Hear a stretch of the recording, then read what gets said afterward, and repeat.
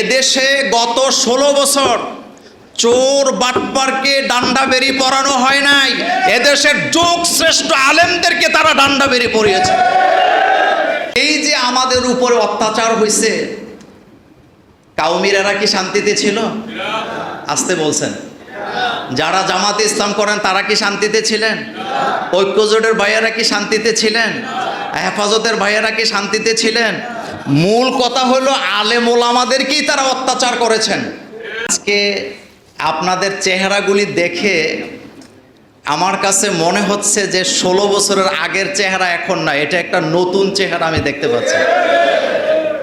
এতদিন আমরা প্রোগ্রাম করলে টেনশনে থাকতাম কখন আবার মামুরা আসে কিনা, টেলিফোন করে কিনা। আমার মনে আছে যত প্রোগ্রাম করতাম আমি আর মোস্তাক হয়ে যাবে পরামর্শ করতাম যে যদি মামুরা আসে কি করব কি বলবো। এদেশে গত